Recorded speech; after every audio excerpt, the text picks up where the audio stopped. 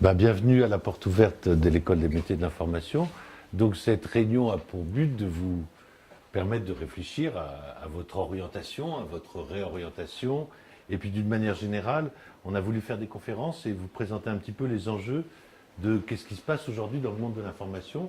Évidemment du point de vue des métiers, qui est le point de vue qui nous intéresse beaucoup, puisque comme notre nom l'indique, nous sommes l'École des métiers de l'information et donc nous formons à ces métiers.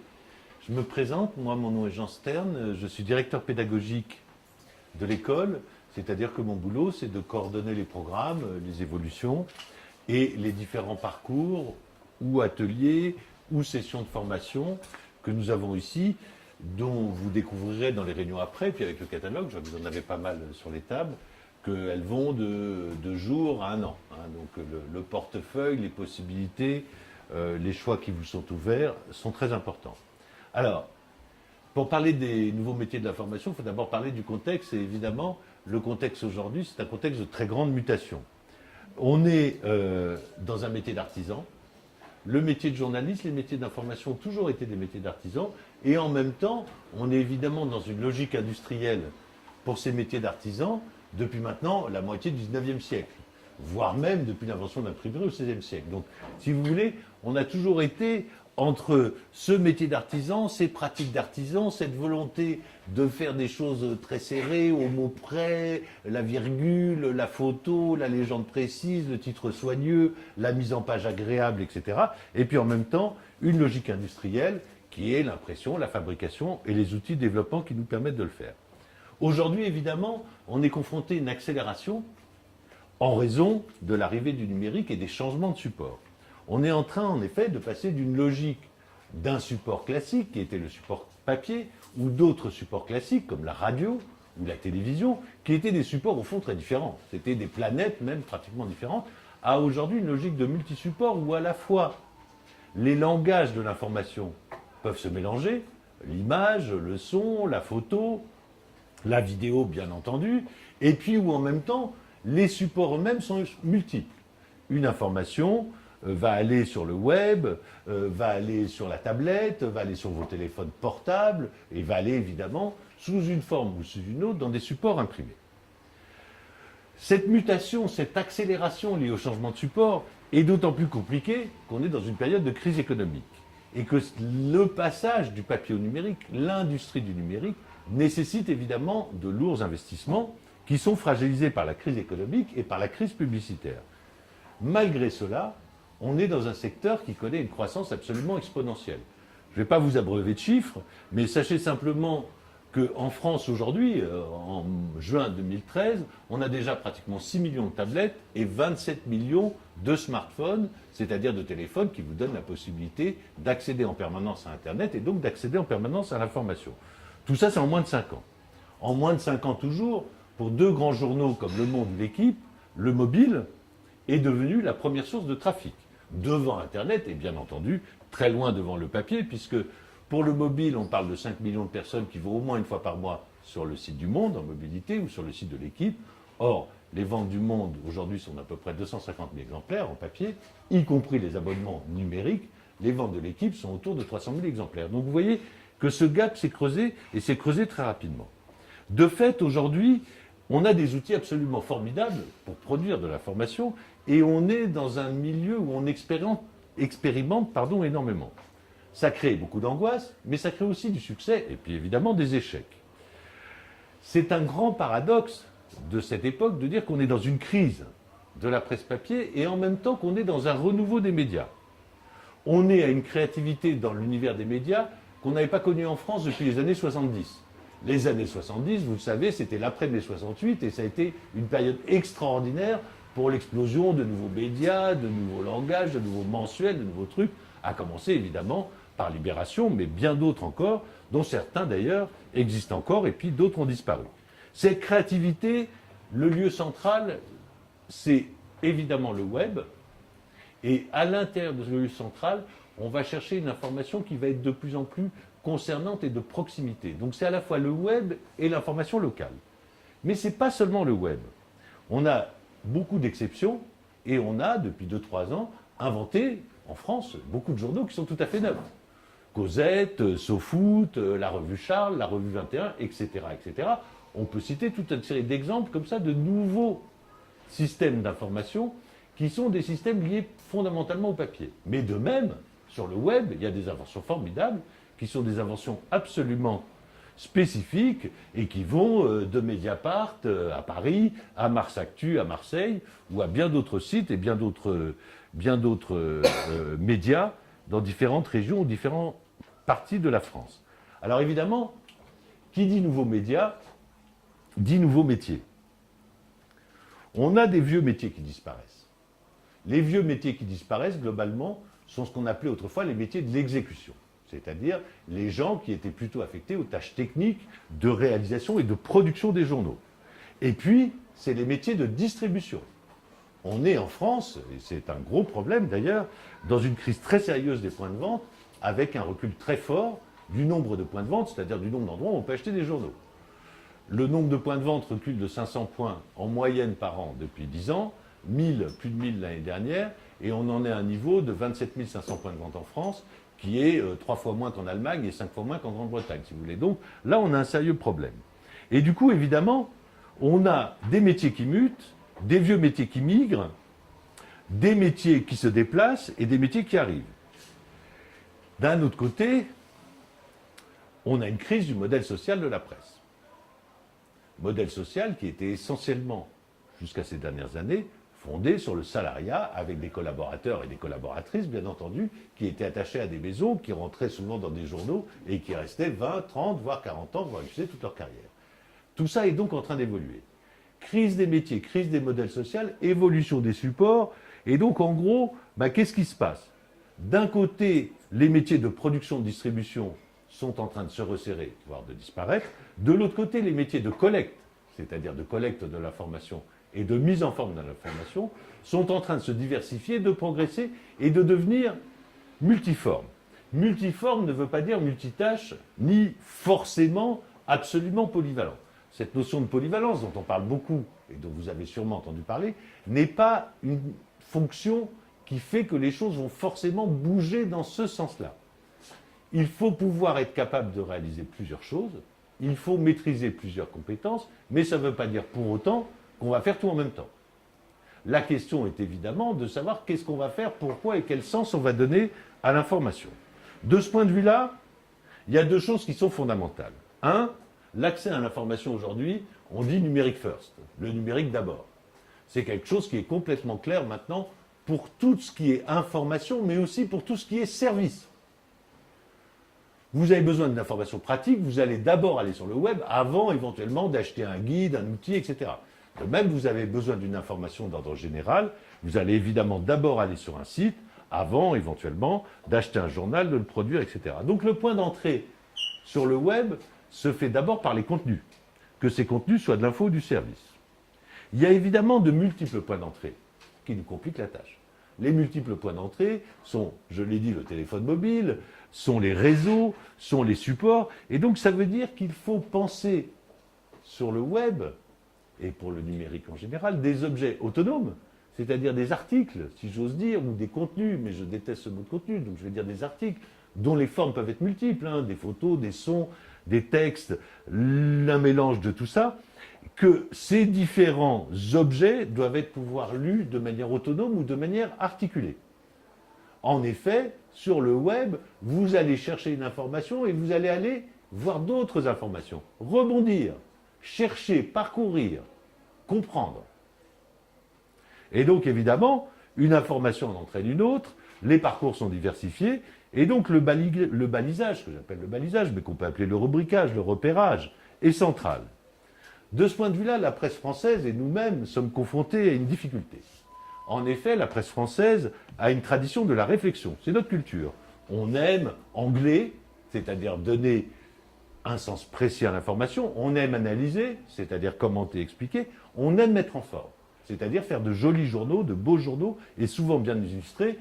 N'oublions jamais quand même que la France est le pays de l'invention de la photographie et de l'invention du photoreportage. Donc, c'est des choses que nous avons en nous. Par contre, on a des faiblesses qui sont beaucoup plus importantes. La première est que nous avons une culture de l'innovation assez peu répandue dans notre pays. Nous n'aimons pas beaucoup l'innovation. Nous sommes assez conservateurs et la presse française a longtemps été très conservatrice sur deux plans qui sont évidemment très importants. Le premier, c'est la créativité. Il faut bouger le moins possible pour ne pas déstabiliser le lecteur. Et le deuxième, c'est l'investissement, ce qui revient un peu au même parce que quand on ne crée pas, on n'investit pas. Et donc, quand on n'investit pas, on ne gagne pas de nouveaux lecteurs. Par contre, il y a des choses sur lesquelles on est resté assez fort. Ce que j'appelle le bon vieux terrain. Le bon vieux terrain, c'est tout ce qui consiste à aller voir l'information là où elle se passe.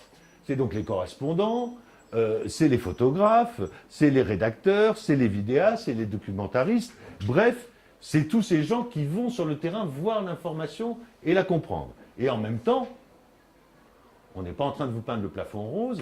Donc là, il y a une grande fragilité et une grande précarisation du métier. Le temps du CDI qui n'existait pas, c'est-à-dire on entrait dans un journal, on y restait, ça c'est un peu terminé. Donc aujourd'hui, ce métier de terrain reste, mais il est fragilisé, précarisé. Ce qui évolue, c'est l'importance des outils. Nous sommes dans un métier où nous avons besoin d'outils. Des outils techniques, filmer en vidéo, savoir prendre un son, savoir même prendre une photo. Pour certains d'entre nous qui sommes un peu plus âgés, on a fait des photos. Moi, j'ai commencé en PQR, en presse quotidienne régionale, on faisait des photos en même temps qu'on faisait les textes. Mais en même temps, aujourd'hui, on a besoin de compétences multiformes pour être capable d'être présent sur tous les fronts et surtout de choisir le bon langage au bon moment. Comment je vais traiter telle information et quelle est la manière la plus pertinente de la traiter. Deuxièmement, aujourd'hui, on est sur ce qu'on peut appeler les multicompétences avec l'importance partout sur le web comme sur le papier de ce que j'appelle le travail graphique et de maquette et ce que j'appelle le travail d'édition et de secrétaire de rédaction. C'est-à-dire le travail de mise en forme de l'information.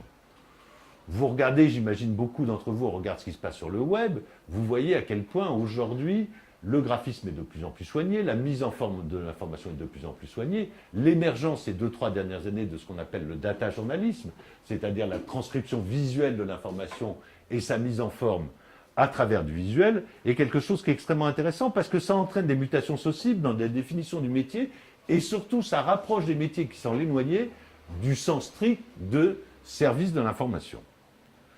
Deuxièmement, dans les évolutions toujours, il y a ce qu'on appelle le desk qui prend une place de plus en plus importante.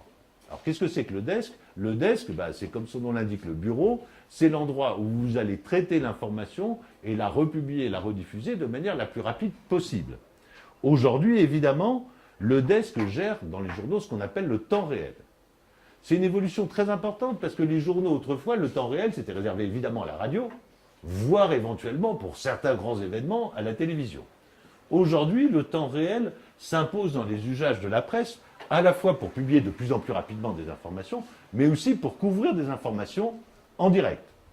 C'est les lives que vous trouvez sur le site de 20 minutes, sur le site de Libé, sur le site du Monde, sur le site du Figaro, etc., etc. Et cette question de traitement du temps réel, du type d'information, du type de reflet qu'on va donner de l'information, c'est-à-dire sur le temps réel, on va publier des informations sélectionnées par les journalistes, mais on va aussi publier des questions par les lecteurs, on va publier des informations reprises de Twitter, éventuellement, obligatoirement, vérifiées. Bref, on va donner à la fois une photographie de l'information et en même temps une photographie de ce qui se passe sur le web autour de cette information.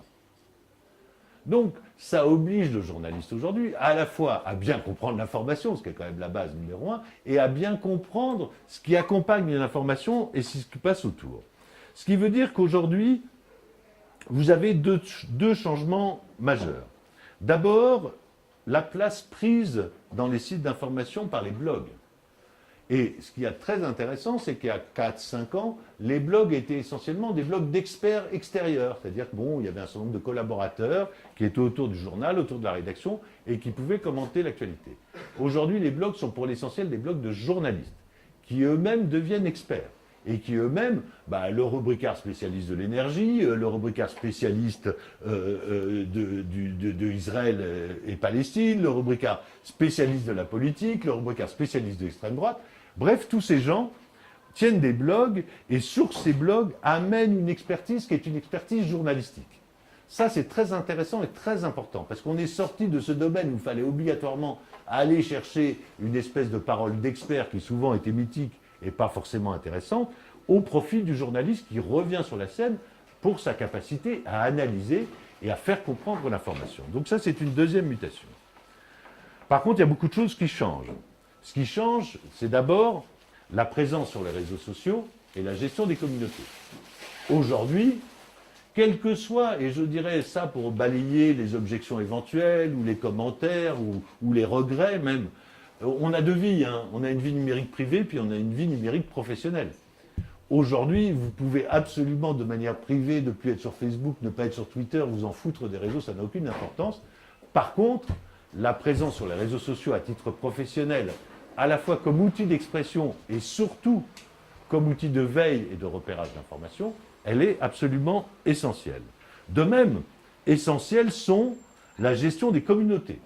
Comment gérer les communautés, comment associer les communautés à votre couverture d'informations, et pas seulement en demandant aux gens, comme on le faisait il y a quelques années, de réagir, de partager, etc.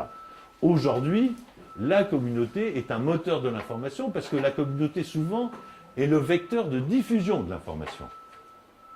Sachez que pour certains sites Internet ou pour certains articles de sites Internet, la diffusion se fait à plus de 30% par la publication sur les réseaux sociaux.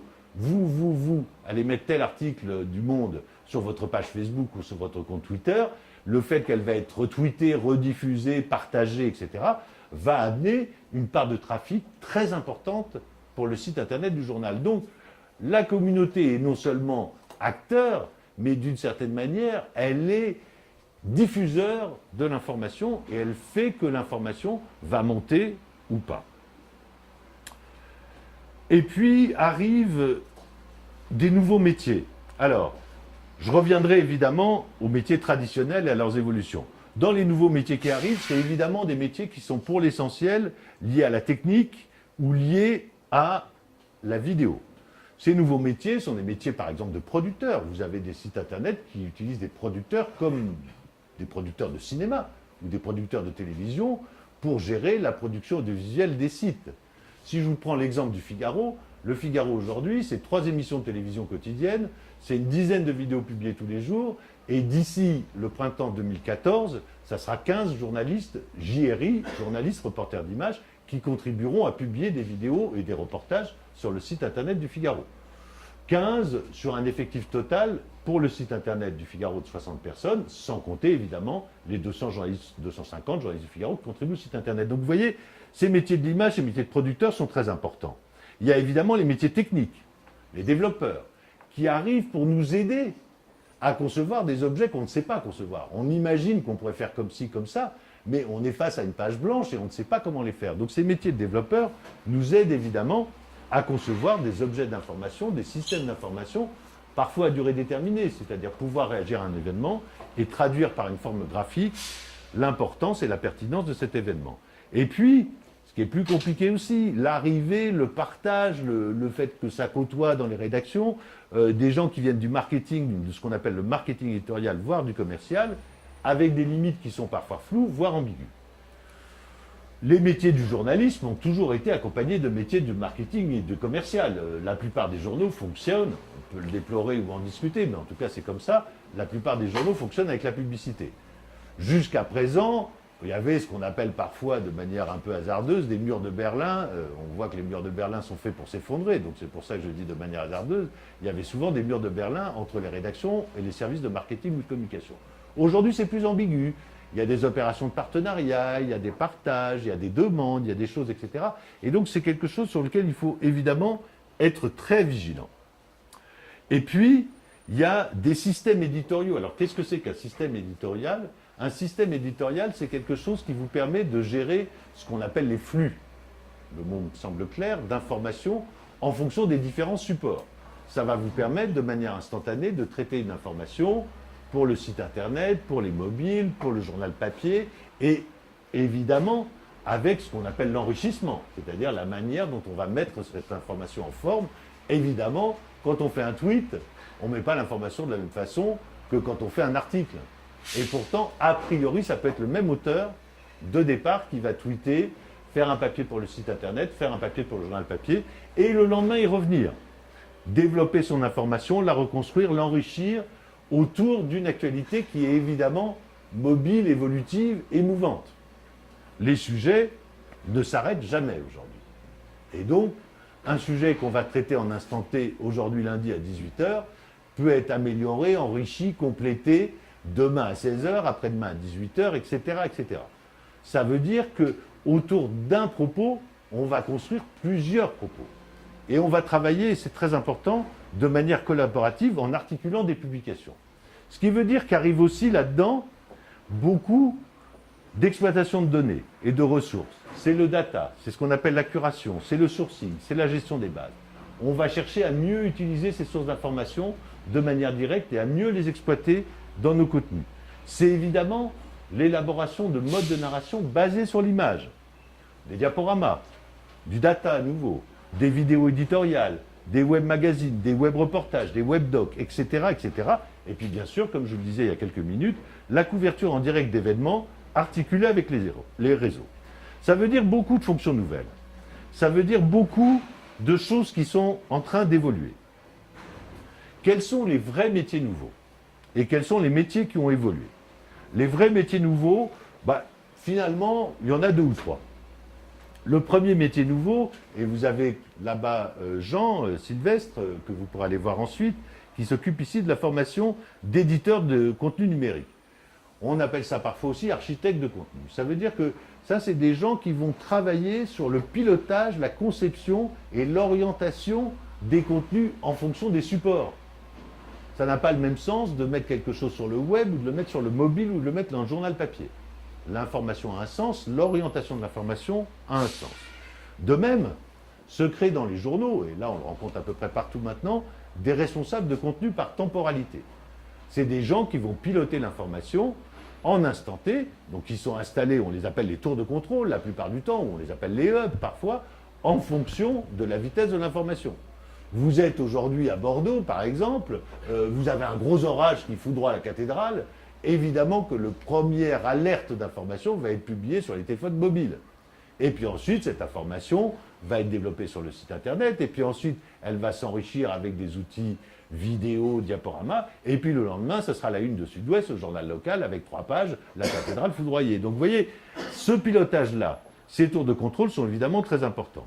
Il y a tous les métiers de management de communauté, qui sont de plus en plus importants, puisque dans toutes les rédactions, il y a des fonctions ou de manager les communautés ou des fonctions spécifiques. Je dirais que là, ça dépend largement de la taille de la rédaction. Et puis enfin, il y a les responsables de l'expérimentation des usages, les responsables de projets et tout, qui sont des gens pour travailler dans la durée. Aujourd'hui, l'organisation des journaux se fait souvent autour de la temporalité. C'est extrêmement important de penser le temps court, le temps moyen et le temps long. Si on prend un seul exemple dans la presse française, qui est celui du Monde, il s'est organisé ces dernières semaines précisément comme cela. Il y a un responsable du temps réel, c'est-à-dire ce qu'on va publier sur les réseaux, le web, les comptes Twitter, etc. Il y a un responsable 24 heures, c'est le temps du journal, et il y a un responsable projet long et magazine, c'est l'hebdomadaire, les projets, les différents développements éditoriaux qu'on peut faire. Par exemple, cet été, il va y avoir le Tour de France. Qu'est-ce qu'on fait sur le Tour de France au mois de juillet, sur le papier, sur le web, sur les réseaux sociaux, etc. Sur le reste, rapidement, les évolutions des métiers. Alors, pour les rédacteurs multimédia, c'est-à-dire les journalistes dits de plume, qui le sont de moins en moins aujourd'hui, puisqu'ils sont multimédia, et donc ils vont faire différentes tâches, l'évolution principale, c'est ce qu'on appelle le mix technique et les outils de réalisation. C'est-à-dire qu'aujourd'hui, un rédacteur, il sait aussi photographier, il sait aussi filmer, il sait aussi prendre du son. De ce point de vue-là, la formation ici de journaliste, mais comme la plupart des formations de journalistes, a considérablement évolué pour permettre aux futurs rédacteurs d'être capables de maîtriser ce mix technique et donc de choisir son langage en fonction de l'information, du support et de la temporalité. Les deuxièmes métiers qui ont formidablement évolué, c'est les graphistes et les secrétaires de rédaction, avec la pratique de la conception et de la réalisation multimédia, des outils spécifiques, des compétences multipliées avec des outils spécifiques de production. Et puis, il y a quelques vieux métiers qui résistent. Alors le premier d'entre eux, celui de rédacteur en chef, oui, il faut toujours quelqu'un pour décider à un moment. Et je dirais, il faut plus que jamais quelqu'un pour décider aujourd'hui. Parce que c'est de plus en plus difficile de décider, parce que la pression du temps réel, la pression de l'instantané est tellement importante que le poids du rédacteur en chef, la légitimité du rédacteur en chef est pour moi quelque chose de fondamental. fondamentale. Nous avons encore plus besoin qu'autrefois d'avoir quelqu'un qui dise à un moment on va faire ça et on va choisir ce mode de traitement, cet angle. Pourquoi? Parce qu'une information en tant que telle ne vaut rien aujourd'hui. La foudre tombe sur la cathédrale de Bordeaux. So what? Ce qui est intéressant, c'est ce que je vais raconter. Hollande refuse de changer le système de retraite. So what? Qu'est-ce que ça veut dire et pourquoi? C'est tout ce travail-là, ce travail d'éditorialisation qui est évidemment très important. Donc ce vieux métier de rédacteur en chef, force est de constater qu'il résiste. Évidemment, pour tout le monde aujourd'hui, il y a une fragilité économique qu'il ne faut pas vous cacher. Nous sommes dans une période où c'est plus dur qu'avant. L'emploi est fragile, la précarisation est plus grande, mais grosso modo, on peut s'en sortir. Et nous, on pense ici que, à partir du moment où nos formations sont basées sur des fondamentaux, nos fondamentaux sont les suivants, ils sont très simples.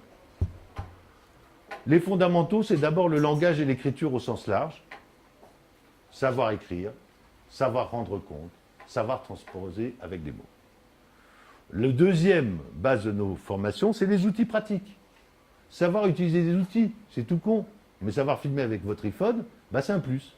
Savoir filmer professionnellement avec un iPhone, c'est un super plus. Et il y a des outils pour ça que probablement vous ne connaissez pas, ou peut-être que vous connaissez, mais en tout cas qui sont des outils extrêmement pertinents, extrêmement utiles. Troisièmement, la distance et l'esprit critique. C'est une qualité du journaliste qui pour nous est fondamentale. Aujourd'hui, plus que jamais, le journaliste doit être distant à l'égard des pouvoirs économiques, à l'égard des pouvoirs politiques, à l'égard des institutions, pour précisément exercer cet esprit critique au bon sens du terme, puisque les lecteurs ont besoin de ça. Les lecteurs aujourd'hui, dans ce vaste magma d'informations, ont besoin de trouver des nouveaux repères, ont besoin d'analyse, ont besoin de clés pour comprendre le monde. Et les journaux qui s'en sortent le mieux aujourd'hui, quelle que soit leur échelle, sont les journaux qui vont dans cette direction. Et puis quatrièmement, parce que c'est très important, parce que c'est une valeur qui avait un peu disparu de la presse, ce qu'on appelle la conception et l'élaboration collective. C'est-à-dire être capable de confronter des regards de rédacteurs, de secrétaires de rédaction, de graphistes, de rédacteurs en chef, etc., etc., et de travailler ensemble à l'élaboration des modes de traitement. Alors évidemment, si je parle en deux mots et pour finir de l'organisation, l'organisation, elle est en train d'évoluer considérablement et elle va être différente selon les grandes rédactions ou les petites rédactions. Quand on est dans des grosses rédactions, la plupart du temps, vous avez des services multimédia chargés de la production multimédia, la vidéo, le son, etc. Et puis des services web dont le boulot est principalement de gérer le temps réel et la publication de la production multimédia. Dans les petites rédactions locales, d'une certaine manière, vous avez des services plus multimédia, mais aussi des cellules d'intégration web. Et dans les plus petits médias, tout ça est totalement intégré. C'est-à-dire que quand vous êtes dans un média, un petit hebdo, un média local, etc., etc., en gros, il n'y a plus de rédaction spécifique web et de rédaction spécifique papier. Tout le monde passe d'un média à l'autre, d'un langage à l'autre. Et évidemment, la publication se fait de manière directe. Après, évidemment, vous avez ce qui est nouveau, ces métiers de la vidéo, du web reportage, du web magazine et du data sont souvent aujourd'hui des métiers de sous-traitance.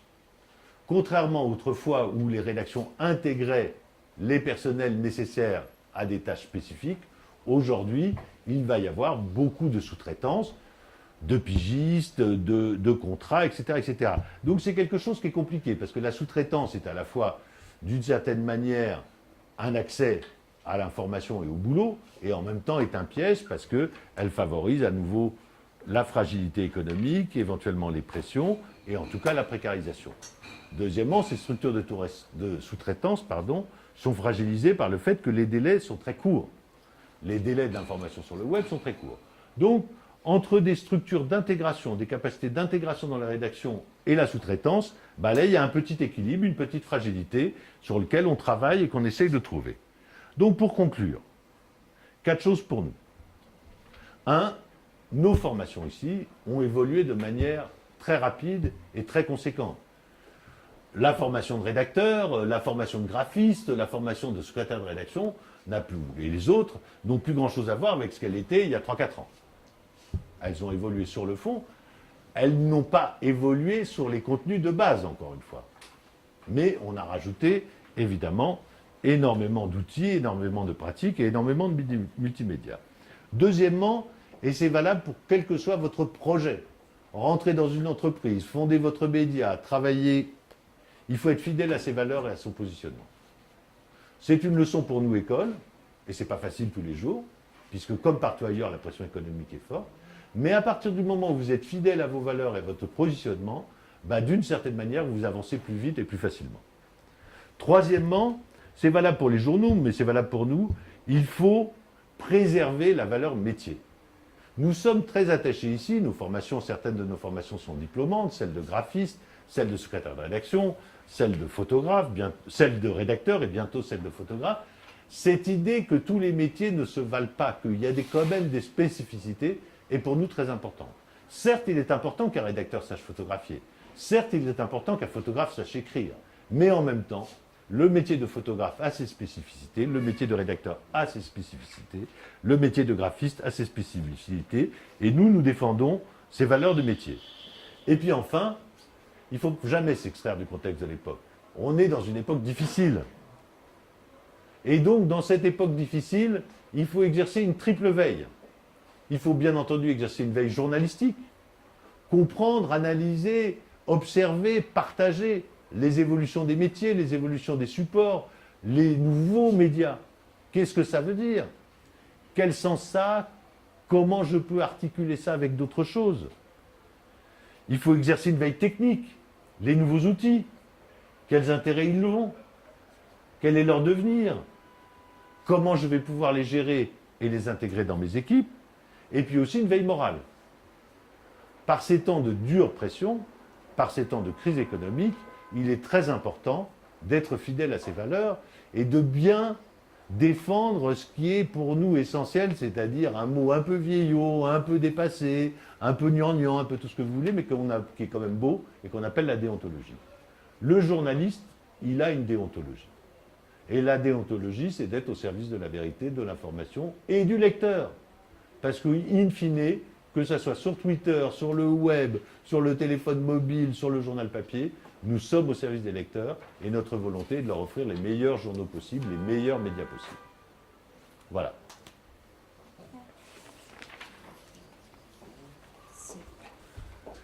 Est-ce qu'il y a des questions? Oui. Allez-y, je vous en prie. Tu parlais des vieux métiers qui résistent. Oui. Quelle place tu donnes aux correcteurs? Alors, ça tombe bien parce que j'ai fait un cours cet après-midi avec une classe de correcteurs. Les correcteurs, c'est très étrange parce que c'était un des métiers qui étaient les plus condamnés et qui a le plus évolué ces dernières années, qui a même disparu dans certaines rédactions et qui est en train de faire son retour. Alors, avec beaucoup de fragilité, il faut pas, là on n'est pas encore une fois en train de plaindre du plafond rose. Mais par exemple, sur le web, on s'est aperçu qu'une correction sur certains sites était indispensable pour maintenir la qualité et l'exigence. Donc aujourd'hui, vous avez deux journaux, Le Monde et Le Figaro par exemple, qui ont réintroduit des correcteurs sur le web. Évidemment, le métier de correcteur sur le web n'a pas grand-chose à voir avec le métier de correcteur tel qu'il se pratiquait traditionnellement. Évidemment aussi, le métier de correcteur aujourd'hui va plus du côté de l'édition que du côté de la rédaction. Mais néanmoins, c'est un métier qui, grosso modo, a défendu ses positions après avoir pas mal reculé ces dernières années.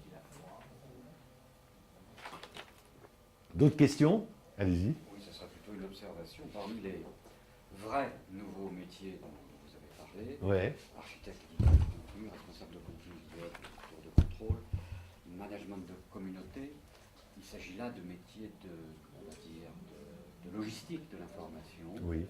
de métiers de contrôle, Oui. d'organisation, Oui. mais ce ne sont pas des métiers de création. Du reporter créateur qui suit et construit son Absolument. réseau et trouve l'information, enfin, il rapporte une vision du monde. Mais ce n'est pas de la création, c'est de la bureaucratie. Non.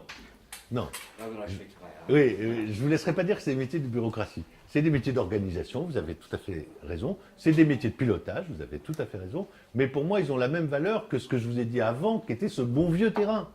Je n'oublie jamais ce bon vieux terrain. Si je n'envoie plus de journalistes sur le terrain, je peux avoir les meilleurs pilotes de la Terre, je peux avoir les meilleurs architectes de contenu de la Terre, ça sera zéro. J'entends bien. Moi, j'assimilerais plutôt ces métiers, non pas au bon vieux terrain, mais à nos anciens rédacteurs en chef techniques, Oui, qui faisaient un travail d'organisation C'est tout vrai. à fait précieux. c'est vrai. Voilà, bon, c'est un autre monde. Non, là, je redoute plutôt une emprise que j'ai pu observer au sein des groupes dans Mhm. lesquels j'ai évolué. Mhm. Voilà, c'est tout, c'est juste cette Ouais. relation. Ouais. Alors, ne confondons pas, si vous voulez. Moi, je ne confonds pas les systèmes. Moi, je suis un fanatique des systèmes éditoriaux, par exemple. Je trouve que c'est des outils formidables, que ça permet de faire des meilleurs journaux. Mais à la condition qu'ils soient déployés de manière intelligente, qu'on y mette réellement les moyens, qu'on organise réellement la formation des équipes et qu'on le mette au service du projet rédactionnel, pas au service d'économie d'échelle. Parce que si c'est ça, évidemment, je partage totalement votre point de vue et je dois constater que malheureusement, c'est souvent le cas, on est plus dans l'économie d'échelle que dans le projet éditorial. Mais en réalité, les systèmes éditoriaux permettent de faire des meilleurs journaux si on les utilise à bon escient. Madame? J'ai une question concernant les agences de presse. Parce Oui. que, à la base, extrêmement intéressée de formation en agence. Et je me demandais comment les agences avaient évolué justement avec les nouveaux médias, parce que dans la presse écrite, je le vois très bien, mais en agence, qu'est-ce qui s'est passé? Alors, les agences sont dans une crise assez profonde, en réalité. Alors, entre les agences anglo-saxonnes qui se sont reportées plutôt vers l'information économique et financière, et les agences type AFP, ou type l'agence italienne, etc., qui cherchent des nouveaux modèles économiques. L'AFP a fait un travail d'évolution de ses équipes et est devenu aujourd'hui un des principaux producteurs de vidéos au monde. L'AFP diffuse jusqu'à 350 vidéos certains jours sur l'ensemble de ses réseaux, de ses sites. Alors quand vous dites 350 vidéos, vous pouvez avoir la même en anglais, en français, en arabe, en espagnol, en chinois, etc.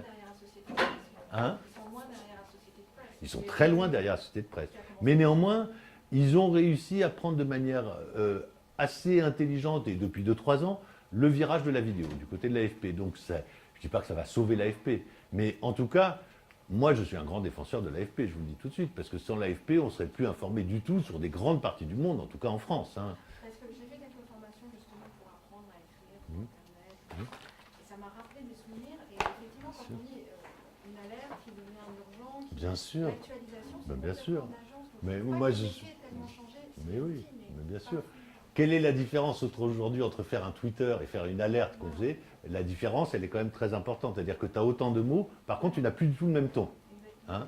Une alerte de l'AFP il y a 20 ans, c'était vraiment de l'information brute. La cathédrale de Bordeaux a été foudroyée, tatati. Aujourd'hui, c'est une autre nature d'information parce que tu vas donner ton grain de sel sur le Twitter et pas l'information brute. D'autres questions? C'est sur finalement ce que vous dites là, c'est l'émergence de l'image Oui. dynamique. Tout ça est reformulé par rapport à ce que nous avions connu. C'est ça qui est intéressant pour les créateurs. Ouais. Voilà, qui est porteur d'espoir. Ah oui. Ah oui. Ça, c'est clair que. Alors, c'est compliqué, hein, on va voir comment ça bouge et tout. Mais il est clair que l'image est pour l'essentiel la clé d'entrée du web aujourd'hui. L'image sur toutes ses formes. Hein. Ah oui, ça c'est tout à fait clair. Et on voit une qualité de production d'images sur différents sites qui est aujourd'hui exceptionnelle. Hein. Dernière question pour vous. Vous avez parlé de? De déontologie et de recherche de la vérité, Oui. ce qui est très important pour la presse. Et sur un plan de temps réel, justement, maintenant, on a de plus en plus d'informations qui viennent justement de sources très différentes. Est-ce que c'est possible, en fait, vraiment de pouvoir vérifier ces Oui. informations? Je pense qu'il y a... C'est toujours possible de vérifier et en tout cas c'est toujours possible de sourcer. Évidemment, si je te prends l'exemple de la cathédrale de Bordeaux pour rester là-dessus, tu n'es pas à Bordeaux en train de voir la cathédrale se faire foudroyer. Mais si Sud-Ouest annonce l'information et que tu sources selon Sud-Ouest, la cathédrale de Bordeaux a été foudroyée, là c'est possible. Moi, j'ai juste un peu peur, c'est le premier qui a parlé, c'est la vérité. Oui, C'est mais ça qui me fait peur. après si tu prends le premier qui a parlé, c'est la vérité, là tu es sur autre chose, tu es plus sur un fait, tu es sur une donnée. Et là il faut la vérifier. Un fait brut, la foudre tombe sur la cathédrale, c'est un fait objectif. En cas de temps réel, justement, Eh ben, en cas de temps réel, ça nécessite d'autant plus de précautions. Et c'est pour ça aussi que, d'une certaine manière, contrairement à ce qu'ont cru beaucoup, le métier de journaliste globalement, si je regarde les États-Unis, parce que la France est un petit peu différent, mais n'est pas en déflation, bien au contraire. Il y a autant de journalistes aux États-Unis qu'il y a 10 ans, et pourtant il y a eu une crise économique très sévère dans la presse. Des journaux entiers ont disparu, d'autres se sont créés, mais in fine, tu as autant de journalistes aujourd'hui aux États-Unis en 2013 que tu n'en avais en 2003, en nombre net. Ils sont beaucoup plus précaires. Ils sont évidemment, je vous l'ai dit, hein, je ne vous l'ai pas menti, ils sont évidemment beaucoup plus précaires, beaucoup plus pigistes, voire exactement, comme je vous l'ai dit, dans des statuts spécifiques de collectifs, d'auto-entreprises, de tout ça. Donc ça, c'est une autre donnée, c'est la donnée sociale. Et c'est vrai que là, le modèle social, il est fragilisé, il y a un nombre d'indus. Voilà. Je vais vous laisser avec la personne suivante. On va arrêter là. Et je vous remercie. Pour vous annoncer